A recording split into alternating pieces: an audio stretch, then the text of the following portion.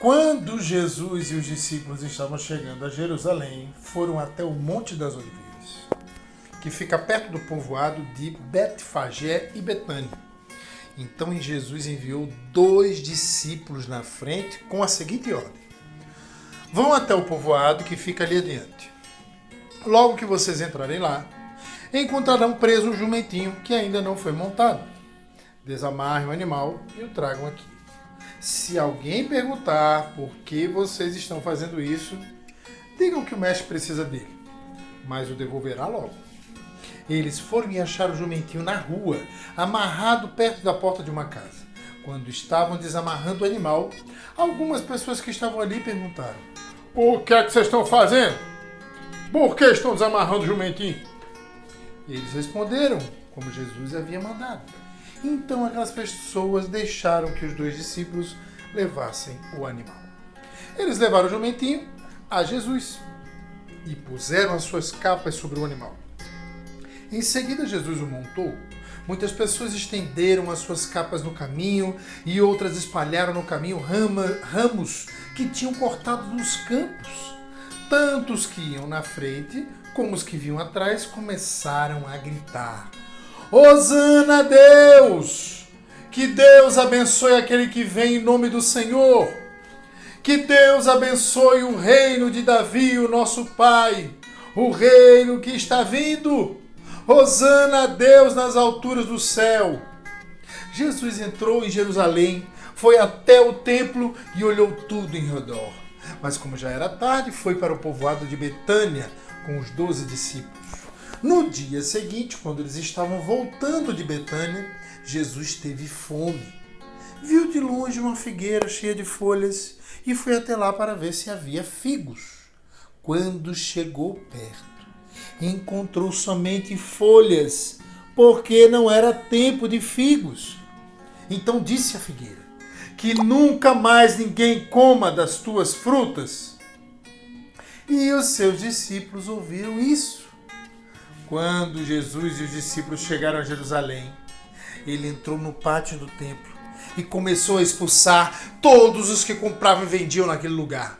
Derrubou as mesas dos que trocavam dinheiro e as cadeiras dos que vendiam pombas e não deixava ninguém atravessar o pátio do templo carregando coisas. E ele ensinava a todos assim: nas Escrituras Sagradas está escrito que Deus disse o seguinte: a minha casa será chamada de casa de oração para todos os povos, mas vocês as transformaram num esconderijo de ladrões. Os chefes dos sacerdotes e os mestres da lei ouviram isso e começaram a procurar um jeito de matar Jesus. Mas tinham medo dele, porque o povo admirava os seus ensinamentos. De tardinha, Jesus e os discípulos saíram da cidade. No dia seguinte, de manhã cedo, Jesus e os discípulos passaram perto da figueira e viram que ela estava seca desde a raiz. Então Pedro lembrou do que havia acontecido e disse a Jesus: olhe, mestre, a figueira que o Senhor amaldiçoou ficou seca. Jesus respondeu: tenha fé em Deus. Eu afirmo a vocês que isto é verdade. Vocês poderão dizer a este monte: levante-se e jogue-se no mar. Se não duvidarem no seu coração, mas crerem que vai acontecer o que disseram, então isso será feito. Por isso eu afirmo a vocês: quando vocês orarem e pedirem alguma coisa, creiam que já receberam, e assim tudo lhes será dado. E quando estiverem orando, perdoe os que o ofenderam, para que o Pai de vocês que está no céu perdoe as ofensas de vocês. Se não perdoarem os outros, o Pai de vocês que está no céu também não perdoará as ofensas de vocês. Depois voltaram para Jerusalém. Quando Jesus estava andando pelo pátio do templo, chegaram perto dele os chefes dos sacerdotes, os mestres da lei e os líderes dos judeus que estavam ali e perguntaram: com que autoridade você faz estas coisas? Quem lhe deu autoridade para fazer isso? Jesus respondeu: eu também vou fazer uma pergunta a vocês. Se me derem a resposta certa, eu direi com que autoridade faço essas coisas. Responderam: respondam. Quem deu autoridade a João para batizar? Foi Deus ou foram pessoas? Aí eles começaram a dizer uns aos outros: se dissermos que foi Deus, ele vai perguntar: então por que você não creram em João? Mas se dissermos que foram pessoas, aí, ai de nós. Eles estavam com medo do povo, pois todos achavam que de fato João era profeta. Por isso responderam: não sabemos. Então eu também não digo com que autoridade faço essas coisas, disse Jesus. Depois Jesus começou a falar por meio de parábolas. Ele disse: certo homem fez uma plantação de uvas e pôs uma cerca em volta dela. Construiu um tanque para pisar as uvas e fazer vinho e construiu uma torre para o vigia. Em seguida arrendou a plantação para alguns lavradores e foi viajar. Quando chegou o tempo da colheita, o dono enviou o empregado para receber a sua parte. Mas os lavradores agarraram o empregado, bateram nele e o mandaram de volta sem nada. O dono mandou mais um empregado, mas eles bateram na cabeça dele e o trataram de um modo vergonhoso. E ainda outro foi mandado para lá, mas os lavradores o mataram. E o mesmo aconteceu com muitos mais. Uns foram surrados e outros foram mortos. E agora a única pessoa que o dono da plantação tinha para mandar lá era o seu querido filho. Finalmente ele o mandou pensando assim: o meu filho eles vão respeitar. Mas os lavradores disseram uns aos outros: este é o filho do dono, ele vai herdar a plantação. Vamos matá-lo e a plantação será nossa. Então agarraram o filho e o mataram e jogaram o corpo para fora da plantação. Aí Jesus perguntou: e agora? O que o dono da plantação vai fazer? Ele virá, matará aqueles homens e entregará a plantação a outros lavradores. Vocês não leram o que as Escrituras Sagradas dizem? A pedra que os construtores rejeitaram veio a ser a mais importante de todas. Isso foi feito pelo Senhor e é uma coisa maravilhosa. Os líderes judeus sabiam que a parábola era contra eles e quiseram prender Jesus, mas tinham medo do povo. Por isso deixaram Jesus em paz e foram embora. Depois mandaram que alguns fariseus e alguns membros do partido de Herodes fossem falar com Jesus a fim de conseguirem alguma prova contra ele. Eles chegaram e disseram: mestre, sabemos que o senhor é honesto e não se importa com a opinião dos outros.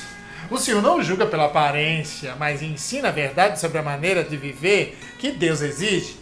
Diga, é ou não é contra a nossa lei pagar imposto ao imperador romano? Devemos pagar ou não? Mas Jesus percebeu a malícia deles e respondeu: por que é que vocês estão procurando uma prova contra mim? Tragam uma moeda para eu ver. Eles trouxeram e ele perguntou: de quem são o nome e a cara que estão gravados nesta moeda? Eles responderam: são do imperador. Então Jesus disse: dei ao imperador o que é do imperador e deem a Deus o que é de Deus. E eles ficaram admirados com Jesus. Alguns saduceus, os quais afirmam que ninguém ressuscita, chegaram perto de Jesus e disseram: mestre, Moisés escreveu para nós a seguinte lei: se um homem morrer e deixar a esposa sem filhos, o irmão dele deve casar com a viúva para terem filhos, que serão considerados filhos do irmão que morreu. Acontece que havia 7 irmãos. O mais velho casou e morreu sem deixar filhos. O segundo casou com a viúva e morreu sem deixar filhos.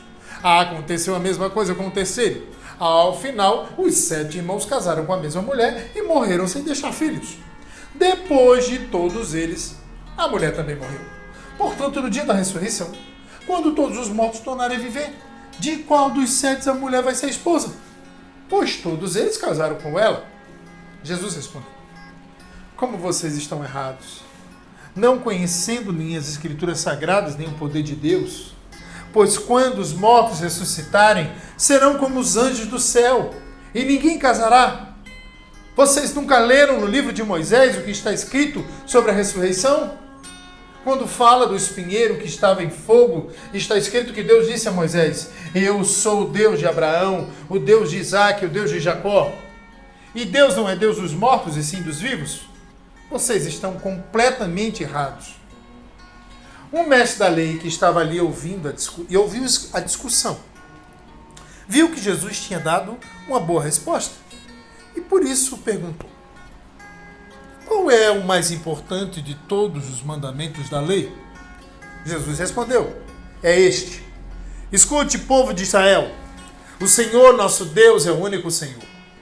Ame o Senhor seu Deus com todo o coração, com toda a alma, com toda a mente e com todas as forças.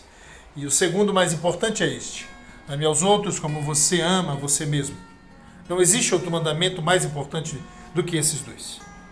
Então o mestre da lei disse a Jesus: muito bem, mestre, o Senhor disse a verdade. Ele é o único Deus e não existe outro além dele. Devemos amar a Deus com todo o nosso coração, com toda a nossa mente, com todas as nossas forças. E também devemos amar os outros como amamos a nós mesmos, pois é melhor obedecer a estes dois mandamentos do que trazer animais para serem queimados no altar e oferecer outros sacrifícios a Deus. Jesus viu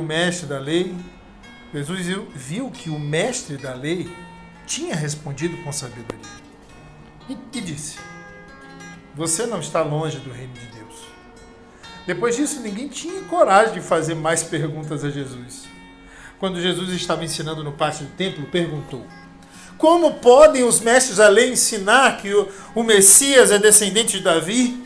Pois Davi, inspirado pelo Espírito Santo, escreveu: o Senhor Deus disse ao meu Senhor: sente-se do meu lado direito até que eu ponha os seus inimigos debaixo dos seus pés. O próprio Davi chama o Messias de Senhor. Portanto, como é que o Messias pode ser descendente de Davi? Uma grande multidão escutava com prazer o que Jesus ensinava. Ele dizia ao povo: cuidado com os mestres da lei. Eles gostam de andar para lá e para cá usando capas compridas e gostam de ser cumprimentados com respeito nas praças. Preferem os lugares de honra nas sinagogas e os melhores lugares nos banquetes. Exploram as viúvas e roubam os seus bens. E para disfarçarem, fazem orações compridas. Portanto, o castigo que eles vão sofrer será pior ainda. Jesus estava no pátio do templo, sentado perto da caixa das ofertas, olhando com atenção as pessoas que punham dinheiro ali. Muitos ricos davam muito dinheiro. Então chegou uma viúva pobre e pôs na caixa 2 moedinhas de pouco valor. Aí Jesus chamou os discípulos e disse: eu afirmo a vocês que isto é verdade. Esta viúva pobre deu mais do que todos, porque os outros deram do que estava sobrando. Porém ela, que é tão pobre, deu tudo o que tinha para viver.